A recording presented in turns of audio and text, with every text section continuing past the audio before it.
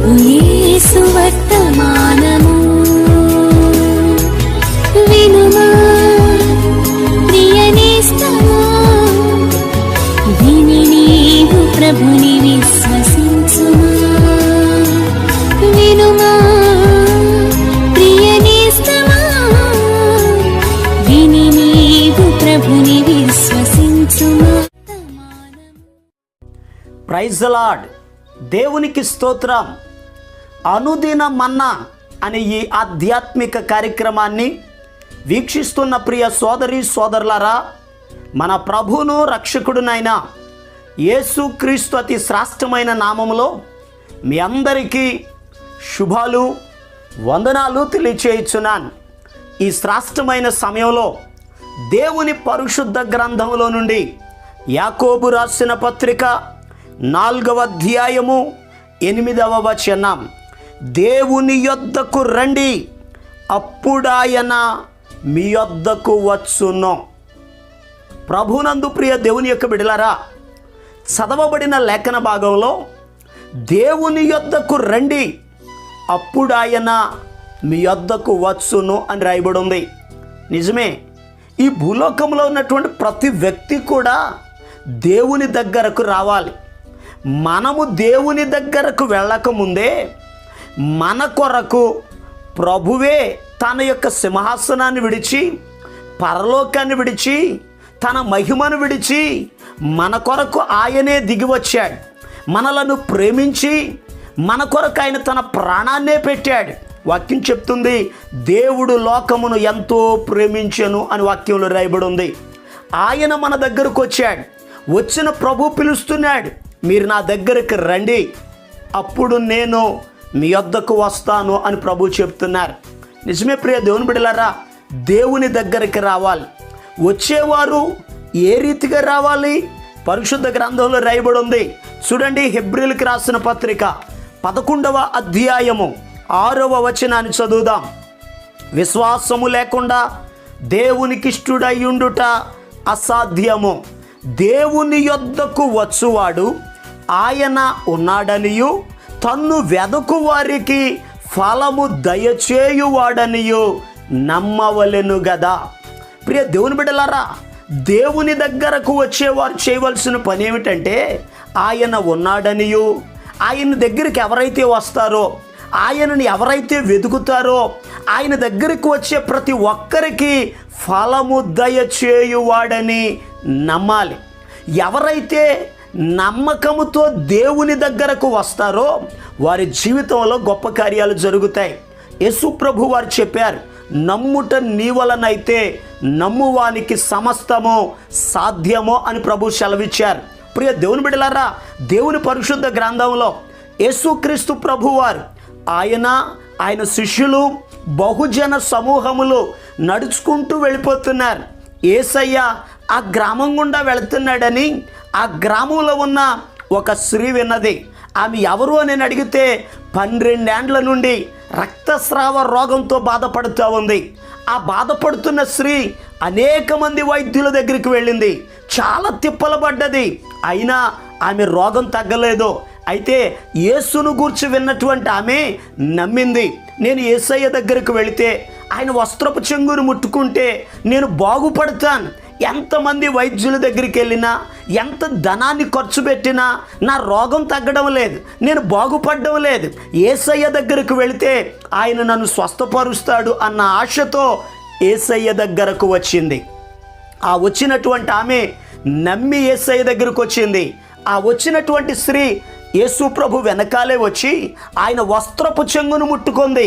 వాక్యంలో రాయబడిన మాట, తక్షణమే ఆమె శుద్ధి అయినని వాక్యం చెప్తుంది. బాగుపడినటువంటి ఆమె అలాగే కూర్చుంది.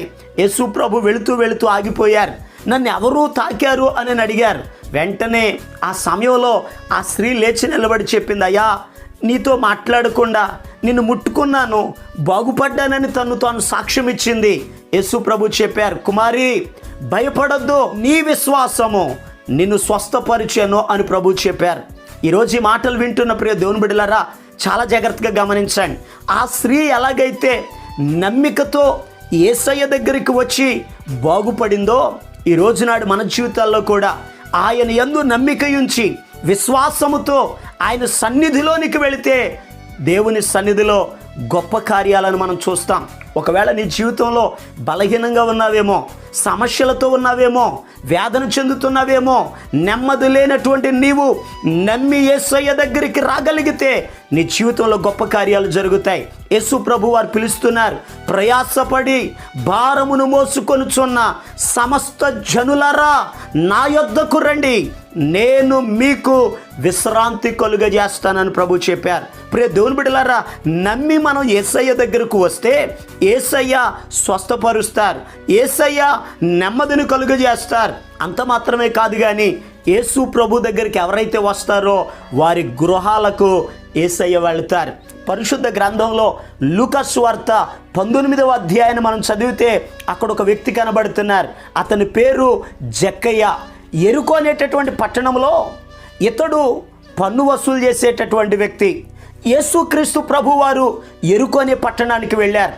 యేసయ్య ఆ పట్టణానికి వెళ్ళాడని తెలుసుకుని యేసు ఎవరో చూడాలని యేసయ్య దగ్గరకు వచ్చాడు. కానీ అతడు పొట్టివాడైనందున యేసయ్యను చూడలేకపోయాడు. యేసయ్య వచ్చే మార్గం ప్రక్కనే ఉన్న ఒక మేడి చెట్టు ఎక్కాడు. ఆ చెట్టు మీద కూర్చుని యేసయ్య ఇలా వెళ్తాడు, ఆయన చూద్దామని కనిపెడుతున్నాడు. యేసయ్య ఆ చెట్టు దగ్గరికి వెళ్ళి ఇప్పుడు పిలుస్తున్నారు, జక్కయ్య త్వరగా దిగు, నేడు నేను నీ ఇంట ఉండవలసి ఉన్నది అని అన్నారు. జక్కయ్య యేసు దగ్గరకు వచ్చారు గనక యేసయ్య జక్కయ్య ఇంటికి వెళ్ళారు. వెళ్ళిన యేసయ్య జక్కయ్య గృహములో ఉండి ఒక చక్కని అద్భుతమైన మాట చెప్పారు. లూకా సువార్త 19వ అధ్యాయం 9వ వచనాన్ని మనం చదివితే అక్కడ ఈ రీతిగా రాయబడి ఉంది, ఇతడును అబ్రహాము కుమారుడే, ఎందుకనగా ఈ ఇంటికి రక్షణ వచ్చి ఉన్నది అని సెలవిచ్చారు. ఈరోజు ఈ మాటలు వింటున్న ప్రియ దేవుని బిడ్డలారా, యేసయ్య ఏ గృహానికైతే వెళతారో ఆ గృహానికి రక్షణ కలిగిద్ది. ఈరోజు మీ గృహాలలో మీ కుటుంబం అంతా రక్షించబడ్డారా? ఇంకా రక్షించబడకపోతే యేసయ్య దగ్గరికి రండి, ప్రార్థన చేయండి, యేసయ్యను ఆహ్వానించండి. యేసయ్య ఏ గృహానికి వెళితే ఆ గృహానికి రక్షణ, ఆ గృహానికి భద్రత, ఆ గృహానికి ఆశీర్వాదం, ఆ గృహానికి నెమ్మది కలుగుతుంది. ఒకరోజు యేసయ్య మమ్రే గుడారము దగ్గరనున్న అబ్రహాము గారి ఇంటికి వెళ్ళారు. ఆ అబ్రహాము గారి ఇంటిలో ఉన్న కొరతను యేసయ్య తీర్చారు. యేసయ్య ఏ ఇంటికి వెళతారో ఆ ఇల్లు ఆశీర్వదించబడిద్ది, ఆ ఇల్లు రక్షించబడిద్ది, ఆ ఇంటి కొరతలు తీర్చబడతాయి. ఈ పునరుత్థాన దినమందు దేవుని మందిరానికి రండి, యేసయ్యను మీ గృహాలకు ఆహ్వానించండి. మీరు మీ కుటుంబము రక్షించబడి యేసయ్య ద్వారా సమృద్ధిని పొందుకొని మేలు పొందుకోనండి. ప్రభు ఈ మాటలను మన వినికిడిలో ఆశీర్వదించును గాక. ఆమేన్. ఈ శ్రేష్టమైన సమయంలో ప్రభు మిమ్ములను మీ కుటుంబమును ఆశీర్వదించున్నట్లు మీ కొరకు నేను ప్రార్థన చేస్తాను. తలలు వంచండి, కళ్ళు మూసుకోనండి, ప్రార్థనలు ఏకీభవించండి. మహాపరిశుద్ధుడును ప్రేమ కలిగిన మా పరమ తండ్రి, నీకు వందనాలయ్యా. ఈ శ్రేష్టమైన సమయంలో ఈ పునరుత్థాన దినమందు అయా నీ బిడల కొరకు ప్రార్థిస్తున్నాను. నీ వాక్యములో ఈ రీతిగా రాయబడి ఉంది, దేవుని యొద్దకు రండి అప్పుడు ఆయన మీ యొద్దకు వచ్చును అని వాక్యంలో రాయబడి ఉంది. అయ్యా ఈ మాటలు వినుచున్న ప్రతి బిడ్డ కూడా నీ సన్నిధానములోనికి రావడానికి సహాయం దయచేయండి. ప్రతి ఆటంకములను మీరు తొలగించండి అయ్యా. నీ సన్నిధిలో సంతోషం ఉంది నాయన, నీ సన్నిధిలో నెమ్మది కలిగిద్ది నాయన, నీ సన్నిధిలో నీ బిడల ప్రార్థనలు అంగీకరించబడతాయి అయ్యా. నీ సన్నిధిలోకి వచ్చిన ప్రతి బిడ్డ గృహములో అయ్యా మీరు వెళ్ళమని ప్రార్థిస్తున్నాను. ఆ కుటుంబాలకు మీరు కాపరిగా ఉండండి, ఆ గృహానికి మీరు రక్షణ భాగ్యం దయచేయండి, ఆ గృహములో ఉన్న ప్రతి అవసరతలను మీరు తీర్చమని ప్రార్థన చేస్తున్నాను. మా పరమ తండ్రి నీకు వందనాలయ్యా. అయ్యా నీ బిడ్డల్లో చాలామంది బలహీనులుగా ఉన్నారు, మీరు బాగు చేయమని ప్రార్థన చేస్తున్నాను. రక్షణ లేని బిడ్డలకు రక్షణ దయచేయండి అయ్యా. రుణ బాధలలో ఉన్న బిడ్డలు ఉన్నారయ్యా. నజరేయుడైన యేసు క్రీస్తు అతి శ్రేష్టమైన నామములో నీ బిడలకున్న ప్రతి విధమైన బంధకాలలో నుండి విడిపించబడుదురుగాక ఆజ్ఞాపిస్తున్నాను. ఇంకా వివాహం కాని బిడలకు వివాహాలు జరుగునుగాక, సంతానం లేని బిడలకు సంతాన ప్రాప్తి కలుగునుగాక, అయా వృద్ధాప్య దశలో ఉన్న బిడలకు మంచి ఆరోగ్యాలు కలుగునుగాక ఆజ్ఞాపిస్తున్నాను. ఈ దినమంతయు కూడా అయా నీ బిడలు చేయిస్తున్న పనులలో మీరు తోడై ఉండండి, ప్రయాణాల్లో తోడై ఉండండి, వ్యాపారస్తులను దీవించండి, ఉద్యోగం చేస్తున్న బిడలకు అయా నీ సహాయం సహాయమును దయచేయండి. కృపాక్షేమములు నీ బిడల వెంట వచ్చునుగా ఆజ్ఞాపిస్తున్నాను. ప్రతి అవసరత నీ మహిమలో తీర్చి నీ బిడలను దీవించి ఆశీర్వదించమని యేసు క్రీస్తు అతి పరిశుద్ధమైన నామం పేరట ప్రార్థన చేసి అడిగి పొందుకొని ఉన్నాము తండ్రి. ఆమేన్, ఆమేన్. మన ప్రభు అయిన యేసు క్రీస్తు కృప మీకు తోడుగా ఉండి నడిపించునుగాక.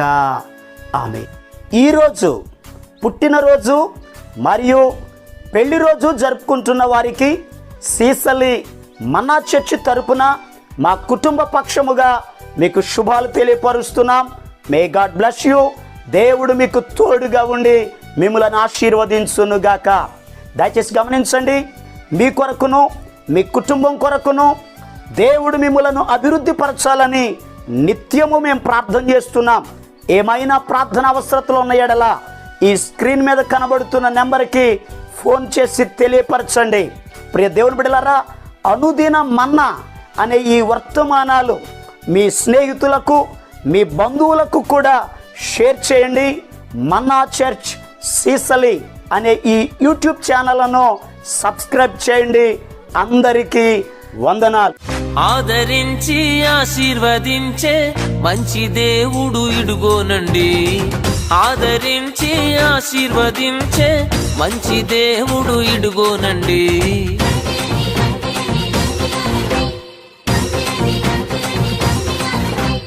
అనుమానాలు వదిలేయండి, అనుకూల సమయం ఇదే చేరుకొనండి.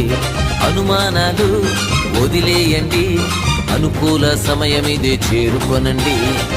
ఆదరించి ఆశీర్వదించే మంచి దేవుడు ఇడుగోనండి.